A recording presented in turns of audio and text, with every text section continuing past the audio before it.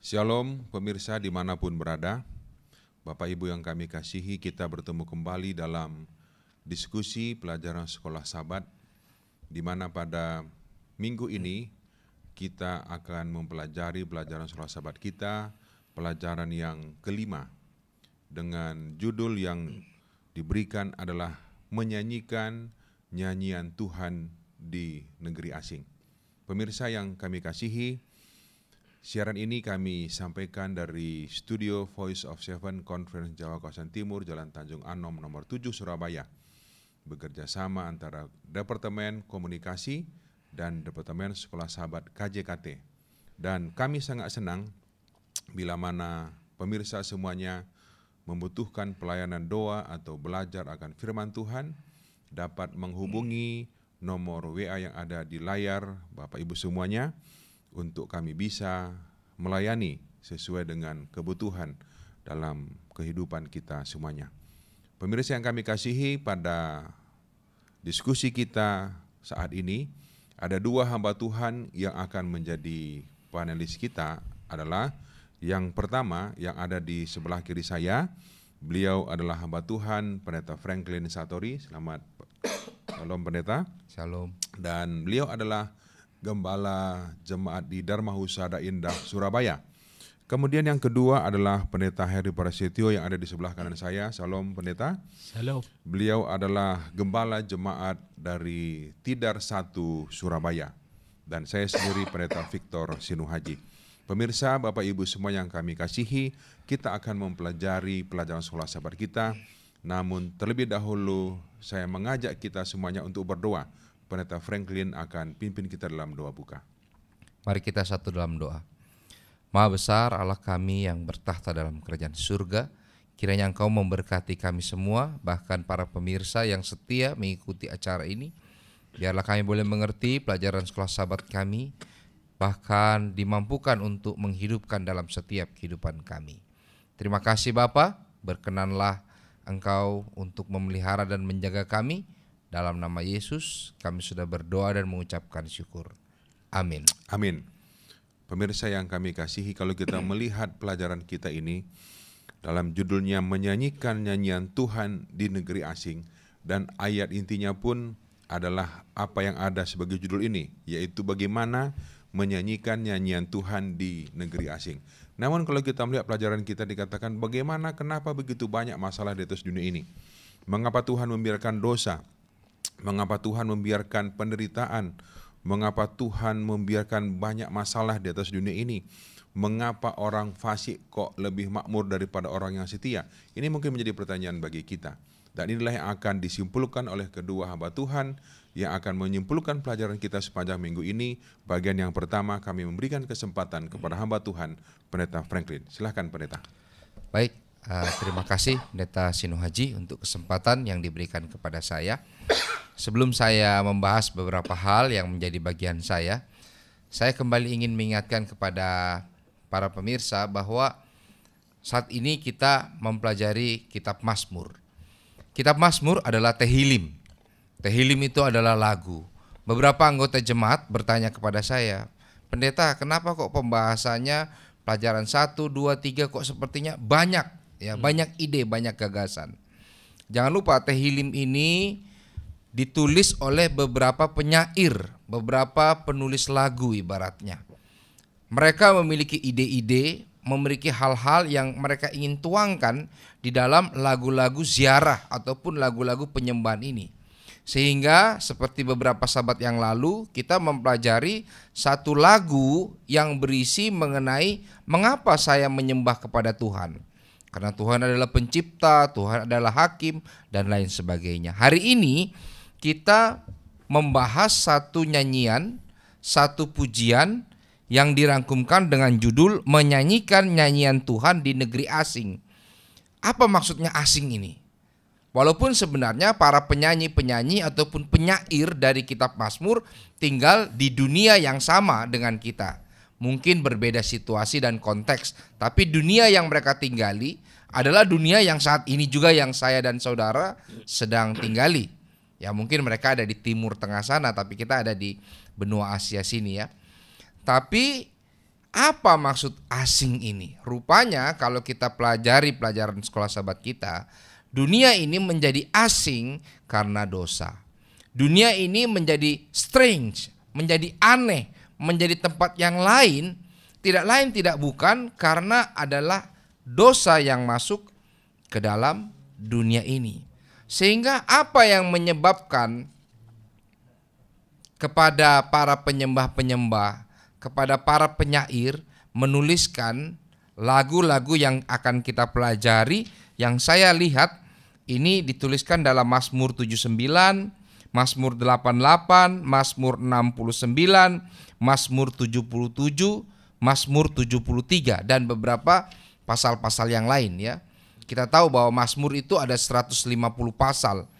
Jadi kalau kita hanya mengikuti yang paling gampang, mengikuti ada berapa lagu di kitab Mazmur? Ya 150 lagu. Kalau kita mengikuti gaya pemikiran pasal ya. Dan pasal-pasal yang diambil pada sabat ini mau menunjukkan kepada kita bagaimana kita sebagai umat Tuhan, sebagai umat Allah tinggal di dunia yang asing ini. Asing dalam artian karena sudah ada dosa. Salah satu yang disorot oleh penulis pelajaran sekolah sahabat kita melihat pasal-pasal yang dirangkumkan itu adalah seolah-olah ketika kita dalam masalah, dalam hari-hari yang susah, hari-hari yang jahat, sepertinya Tuhan berdiam diri. Sepertinya Tuhan tidak menjawab. Sampai saya bacakan ayat Mazmur 74 ayat 22 tuliskan begini. Lagunya ini lagunya. Bangunlah ya Allah, lakukanlah perjuanganmu. Ingatlah akan celah kepadamu dari pihak orang bebal sepanjang hari. Ini seolah-olah penyanyi ataupun pemazmur mau membangunkan Tuhan. Ya. Seolah-olah Tuhan itu berdiam diri dalam syair lagunya. Tetapi sekolah sahabat kembali mengingatkan.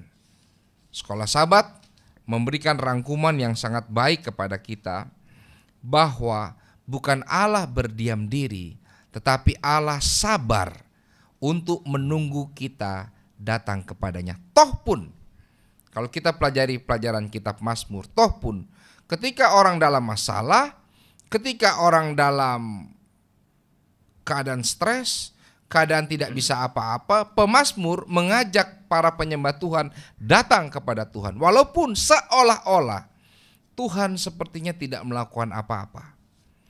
Padahal kita tahu bersama bahwa Tuhan sedang bekerja dengan berbagai macam cara untuk menolong umat-umatnya. Ya, kita dapati di pelajaran hari Senin, saya ingin bacakan di sini.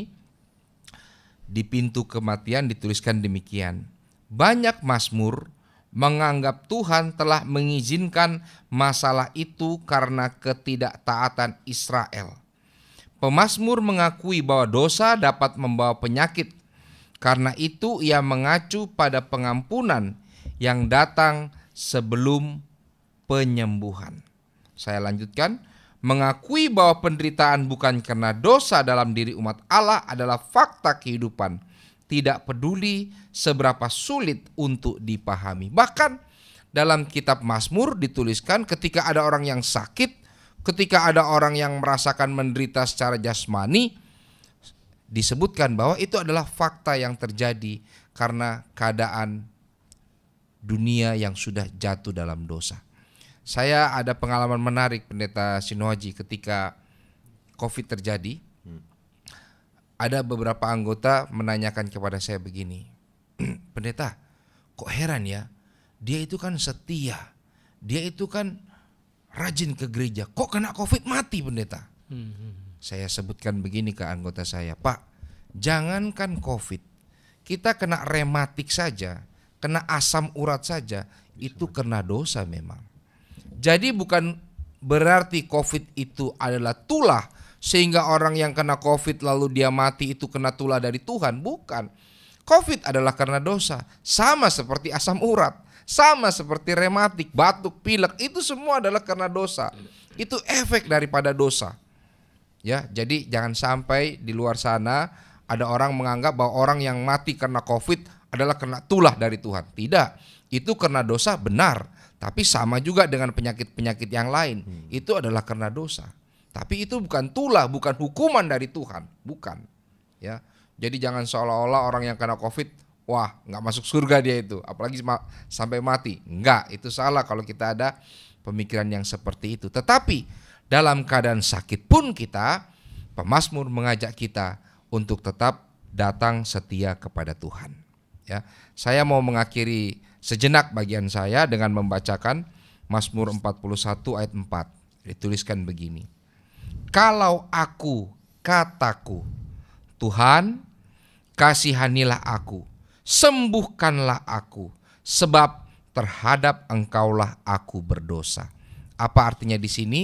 Yang saya mau tekankan, memang kalau kita sakit, kita menderita, kita sakit jasmani dan lain sebagainya, memang itu adalah karena dosa. Tetapi jangan sampai karena penyakit kita, karena kesulitan kita, kita tidak lari kepada Tuhan. Kita tidak datang kepada Tuhan. Yes, dunia kita sudah jatuh dalam dosa, sudah asing. Tetapi pemazmur tetap mengajak agar semua orang tetap datang kepada Tuhan. Semua orang meminta belas kasihan, pertolongan dari Tuhan saja. Terima kasih, Pendeta. Oke, Pendeta Franklin. Sebelum saya berpindah ke Pendeta Prasetyo, satu pertanyaan begini. Kalau kita mengalami penderitaan, apakah kita wajar menyalahkan Tuhan? Karena banyak orang kan kalau menderita, Tuhan disalahkan. Atau seperti tadi, Tuhan kenapa Tuhan kasih saya sakit, anak saya sakit, meninggal dan sebagainya. Kira-kira bagaimana jawabnya, Pendeta? Ya, benar, memang secara manusiawi ya, Pendeta, kita yang takut akan Tuhan dan percaya kepada Tuhan, kalau sedang mengalami penderitaan, mengalami tekanan, kesusahan, kita akan mengeluh kepada Tuhan.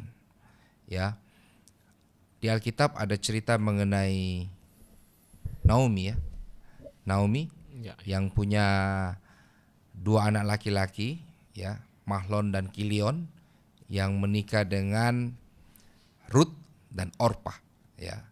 Ketika dia pergi berlari ke satu negara yang untuk dia memenuhi kebutuhan hidupnya, bertahan hidup, malah mati anak laki-lakinya. Suaminya pun mati. Dia lari dan dia kembali. Akhirnya satu saat ketika dia dengar di tempat asalnya Tuhan sudah pulihkan. Tetapi ketika dia lari, orang katakan, bukankah itu Naomi? Lalu dia sebutkan, jangan panggil aku Naomi, panggil aku Mara, karena tangan Tuhan teracung kepadaku. Mara itu artinya pahit. Jangan lupa, dia lagi marah sama Tuhan. Dia mempersalahkan seolah-olah semua kesulitan yang ia hadapi ini adalah karena Tuhan. Tapi jangan lupa, ia sedang lari kemana? Dia sedang lari kepada Tuhan.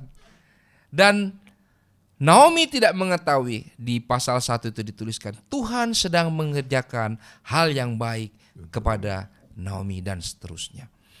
Saudaraku yang kasih dalam Tuhan, seperti yang Pak Pendeta Sino Haji katakan, kadang-kadang kita sebagai manusia ada rasa penat, rasa kecewa, ya. Tapi yang saya mau katakan, kemana engkau berlari, itu jauh lebih penting. Mungkin engkau hari ini tanya sama Tuhan, kenapa Tuhan, kenapa, dan kenapa, seperti Naomi. Tapi pastikan langkah kakimu, pelarianmu adalah kepada Tuhan. Itu jauh lebih penting. Karena secara manusia tentu wajar kita menangis, kita marah, kita tidak senang. Tetapi pastikan engkau sedang berlari kepada Tuhan. Itu jauh lebih penting untuk kita lihat. Oke, terima kasih Pendeta Franklin. Sekarang Bapak Ibu pemirsa semuanya, kita akan mendapatkan penambahan akan pemahaman lagi tentang pelajaran kita pada minggu ini, di mana Pendeta Prasetyo akan memberikan penambahannya. Silakan Pendeta. Ya, terima kasih. Saya punya buku yang judulnya adalah Cry of the Lonely Planet. Buku itu membahas tentang keadaan dunia kita ini.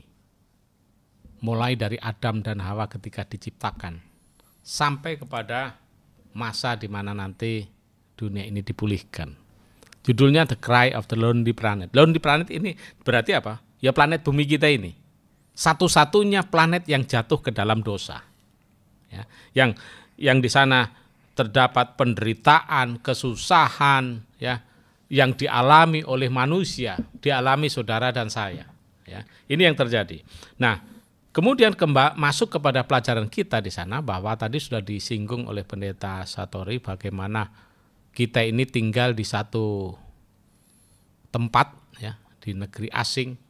Ya bayangkan kalau kita ini di negeri asing yang kita tidak ada punya teman, tidak punya saudara, tentu kita akan apa? Kalau bahasanya itu ya tengok kanan, tengok kiri, kok tidak ada yang dikenal, ya. Sepian. Ya. Jadi namun di sini bukan masalah tidak ada yang dikenal, tapi justru ketika keberadaan kita di sana, keberdosaan kita di sana, maka itulah yang membuat atau yang menjadikan kita ini menjadi asing. Ya. Menjadi asingnya ini ya yang disebut stranger tadi, menjadi orang asing, ya, menjadi orang asing di negeri itu sendiri, di tempat di mana kita berada. Nah, lalu di dalam Mazmur pasal 77 di sana juga dikatakan ketika para pemazmur ini merasakan atau mengalami kepahitan hidup, mengalami masalah-masalah di dalam hidup, bahkan mereka meratap, menangis, mengerang, ya. Itu bahasanya meratap, menangis, mengerang, bahkan mungkin karena menjerit, ya. Oleh karena penderitaan itu tadi, kemana mereka larinya? Tuhan, ya kan? Jadi di dalam bagian ini kalau saudara membaca di dalam Mazmur pasal 46 ayat 4 itu disebutkan bahwa ketika mereka mengalami penderitaan ini mereka mengerang kepada Tuhan. Menangis kepada Tuhan, berseru kepada Tuhan. Bahkan mereka tidak pergi, tidak lari kepada orang lain. Kepada siapa saja enggak, tetapi hanya kepada Tuhan mereka datang. Mereka meminta pertolongan, meminta bantuan, kalau bahasanya itu ya segala sesuatunya hanya Tuhan yang sanggup, yang dapat melakukan pertolongan kepada setiap orang, ya, siapa saja. Bukan hanya para pemazmur, karena ini berbicara zaman kita, ya, kepada kita juga bahwa ketika kita mau datang kepada Tuhan, apapun masalahnya, apapun penderitaan yang kita alami, pasti Tuhan akan menolong. Di situ, ya. Nah, kemudian yang lain, kalau kita melihat kembali di dalam pasal 73 buku Mazmur itu seperti kita ini merefleksi diri, ya, merefleksi diri. Di awal pasal 73 itu disebutkan sesungguhnya Allah itu baik terhadap orang-orang yang tulus hatinya. Ingat, ini perlu digarisbawahi, ya. Tuhan itu baik kepada orang-orang yang tulus hatinya terhadap mereka yang bersih hatinya. Ya, yang bersih, yang tulus, yang bersih. Jadi Tuhan itu baik kepada mereka. Tetapi pemazmur di sini Asaf katakan apa? Tetapi aku. Ya, bahasanya aku berarti merefleksi diri. Tetapi aku hampir saja kakiku terpeleset. Kenapa? Melihat apa? Keadaan dunia ini. Ya. Disebutkan terpeleset, nyaris aku tergelincir. Sebab aku cemburu kepada siapa? Pembual-pembual. Kepada orang-orang jahat. Kepada orang fasik. Kalau aku melihat kemakmuran orang-orang fasik. Jadi pemazmur melihat bahwa dunia ini yang dipenuhi dengan kejahatan itu, loh kok enak ya mereka ini. Hidupnya enak, sepertinya makan enak, tidur setia. enak. Sementara kita yang menjadi umat, yang disebut umat ya Tuhan, rajin ke gereja, memberikan persepuluhan, dan kok hidupnya kayak gini, gak ada perubahan, gitu-gitu aja. Ini yang menjadi pertanyaan pemazmur. Penderitaan, melihat mereka sakit pun tidak ada katanya. Melihat mereka. Bayangkan kalau kita sakit aja udah berapa duit kita harus kita bagikan kepada dokter.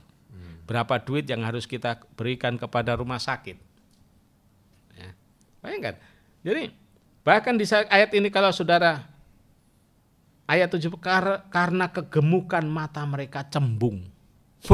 Jadi karena kegemukan, jadi karena mungkin ya semua serba enak tadi sehingga disebutkan kegemukan. Hati mereka meluap-luap dengan sangkaan. Sangkaannya apa? Ketika melihat orang-orang yang menderita, kamu ini begini, kamu ini malas kerja dan sebagainya. Sangkaannya banyak-banyak, belum tentu. Bahkan kadang-kadang kalau ada sedikit orang yang kurang mampu dapat makanan saja, kamu mencuri dari mana ini? Ini prasangka-prasangka yang terjadi kepada orang-orang fasik. Ini kenapa? Kecongkakan mereka. Jadi kembali kepada masalah kita tadi bahwa ketika manusia atau ketika kita menghadapi berbagai-bagai pencobaan, kesusahan, ataupun penderitaan yang ada pada kita, boleh saja kita mengerang, boleh saja kita menangis, boleh saja kita menjerit, tapi datanglah kepada Tuhan. Karena kalau saya datang kepada seseorang, belum tentu dia menolong. Jangan-jangan juga apa yang kita sampaikan, apa yang kita ceritakan kepada orang itu justru diceritakan kemana-mana. Sehingga menjadi aib bagi kita. Sehingga bukan kita mendapatkan solusi, tapi justru kita mendapatkan apa? Depresi lagi. Nah, di sini. Ya. Jadi masuk kepada pelajaran kita, apakah kalau demikian apa yang Tuhan janjikan itu menjadi satu kegagalan? Tidak tentunya.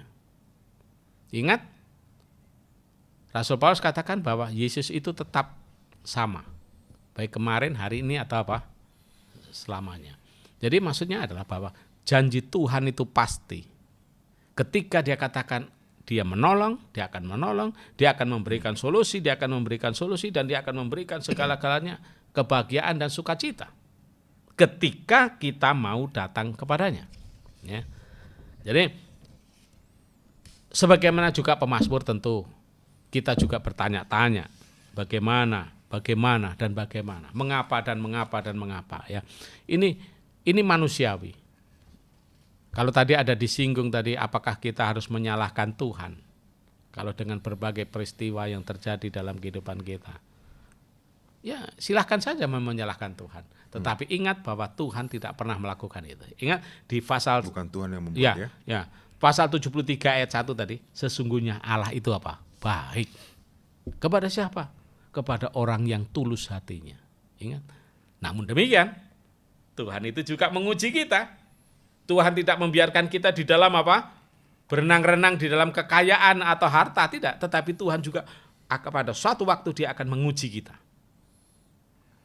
Apakah ketika kita diuji itu mampu atau tidak?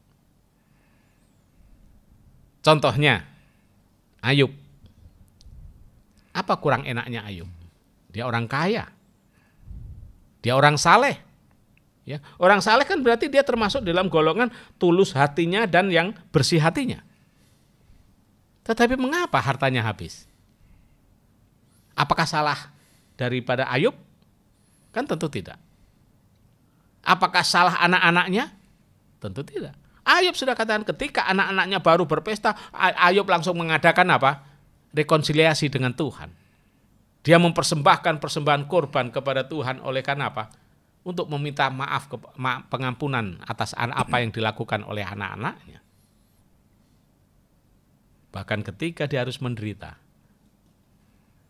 dia katakan apa? Manusia lahir dengan telanjang, maka kalau aku pergi pun juga dengan apa?